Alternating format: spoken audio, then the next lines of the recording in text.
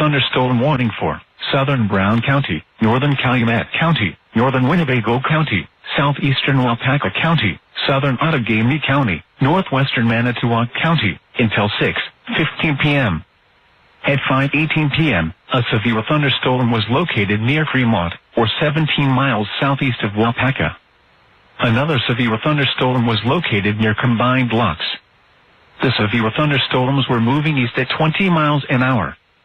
Hazard, 60 miles an hour wind gusts and quarter-size hail. Source, radar indicated.